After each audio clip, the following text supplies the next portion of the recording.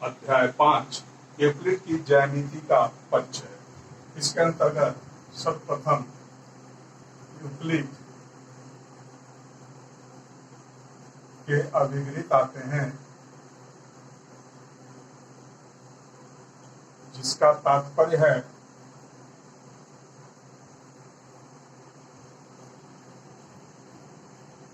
यह कथन स्वयं सिद्ध होता है, अर्थात जो बातें कही जाती है वह पूर्णतः सत्य होता है। अब इसके अंतर्गत कुल 7 अभिगृहित यूक्लिड ने दिया। पहला, वे वस्तुएं जो एक वस्तु के बराबर हो दूसरी वस्तु के बराबर होती है।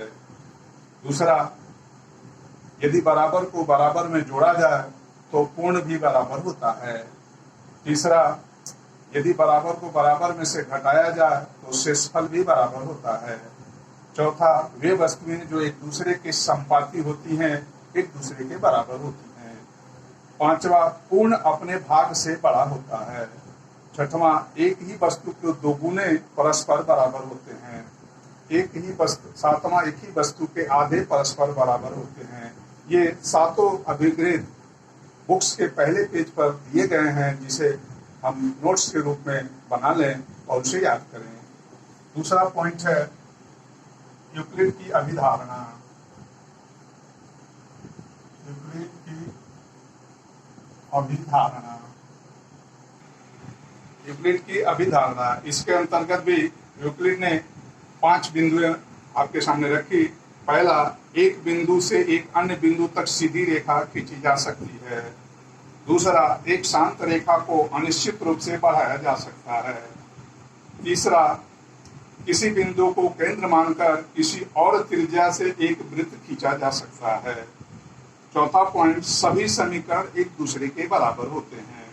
और पांचवा अभिधारणा है, यदि एक सीधी रेखा 2 सीधी रेखाओं पर गिरकर अपने एक ही ओर 2 अंतःकोण इस प्रकार बनाए कि इन दोनों कोणों का योग मिलकर 2 समकोण से कम हो, तो वे सीधी रेखाएं अनिश्चित रूप से बढ़ाए जाने पर उस ओर मिलती हैं जिस ओर यह योग 2 समकोण से कम होता है। इसके अंतर्गत अब प्रश्नावली 5 में कुछ संभावनाएं हैं, उसको ध्यान से देखेंगे। प्रश्नावली 5.1 प्रश्न संख्या 2, निम्न पदों को परिभाषित करना।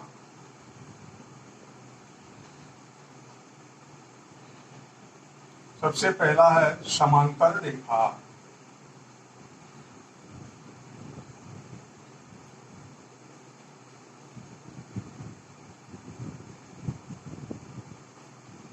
ये जो चित्र दिख रहा है यह समांतर रेखा का है, अर्थात ऐसी 2 रेखाएं जो परस्पर बढ़ाने पर कभी भी एक दूसरे से नहीं मिलती हैं और उन दोनों के बीच एक निश्चित दूरी होती है, समांतर रेखा कहलाता है। इसे आप पूर्व की कक्षाओं में भी पढ़ कर आए हैं। परिभाषाएं पीडीएफ में दिए गए, नोट कर लेंगे। दूसरा, लंब रेखा।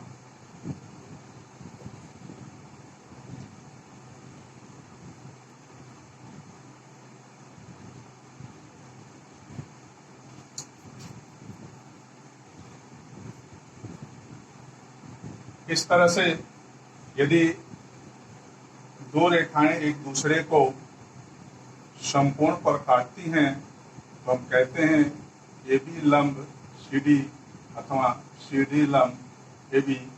इसकी भी परिभाषा बुक में दी गई है, उससे याद करना है। तीसरा पॉइंट, रेखाखंड।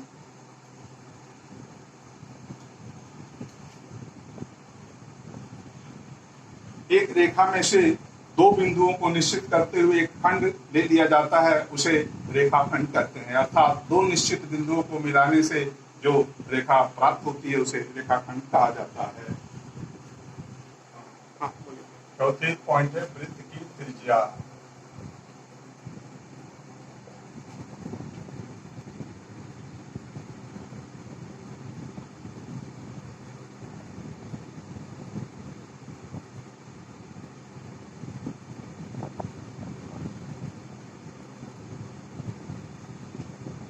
यह चित्र के अनुसार ओपी त्रिज्या कहलाया, जिसे स्मॉल आर्क्स के रूप में दिखाते हैं। इसकी भी परिभाषा किताब से नोट करेंगे। एक पांचवा है वर्ग।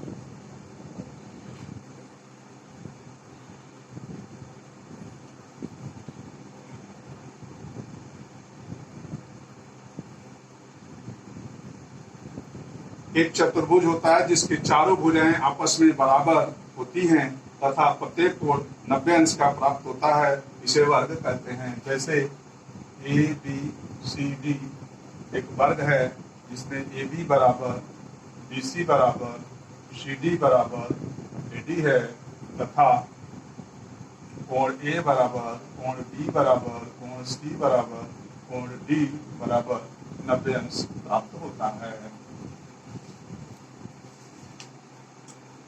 इस तरह से भैया बहन पाठ 5 में प्रश्नावली 5.1 के प्रश्नों को हल कर सकते हैं। आगे फिर इसे बढ़ाया जाएगा। परिभाषा के लिए बुक्स यानी किताब से परिभाषाओं को स्पष्ट देते हुए और सचित्र वर्णन करें, साथ ही याद करें। धन्यवाद।